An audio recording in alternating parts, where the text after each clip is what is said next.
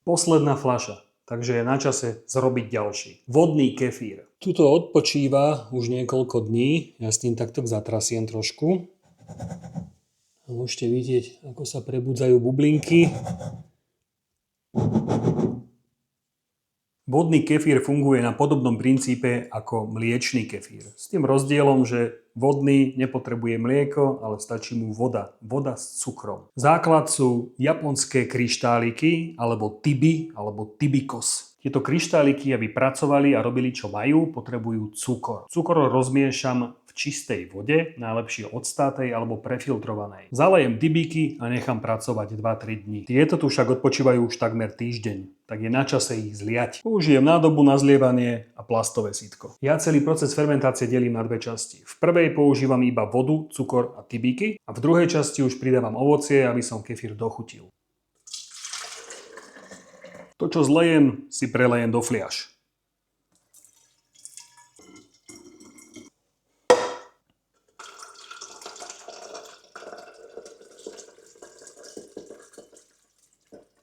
Toto sú už samotné tibi kryštáliky.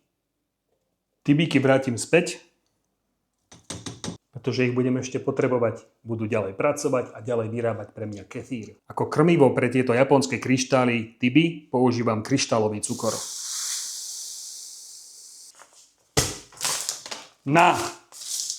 A mám ho všade. Na tieto 3 sú 2. Na tieto 2 3-litrové, ja neviem koľko majú. Nemajú 5 litrov. Do týchto 2 veľkých zavaraninových fliaš použijem cca 80 gramov, čo by mohlo byť toto. Cukor si presypem do fľaše. Pridám filtrovanú vodu. Fľašu používam preto, aby som poriadne rozmiešal cukor. Vy si môžete nájsť svoj vlastný spôsob, ktorý vám bude vyhovovať.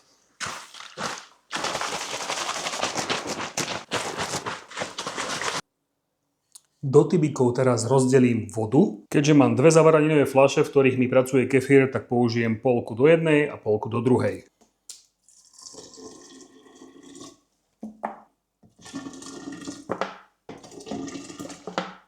Nechám na druhú várku. A teraz dolejem čistú filtrovanú vodu.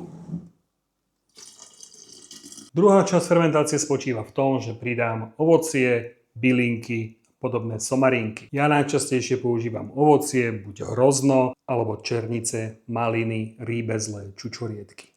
Zoberiem bobule a hádžem do fliaš.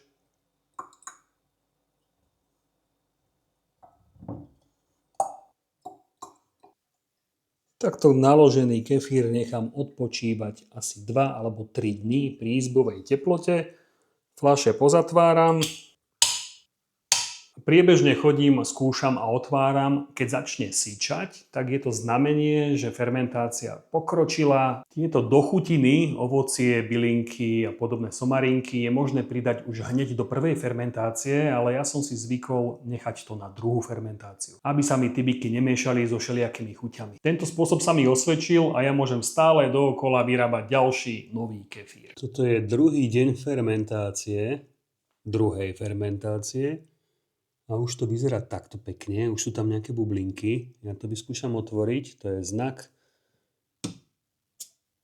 Málo. Nič. Nič. Á, tento už začína perliť. Ešte jemne. Zatiaľ iba, ale začína. Tak, pozatváram a nechám ešte odstať 1 deň pri izbovej teplote. Predpokladám, že zajtra už poputuje kefír do chladničky, kde sa proces fermentácie spomalí a môže sa pomaly usrkávať. Zajtra znova pootváram, ochutnám, uvidíme. Tak už mám za sebou 3. deň fermentácie a vyzerá to následovne. Kefír je krásne zafarbený, 1 fľašu som už stiahol a takto krásne perlí. Ide.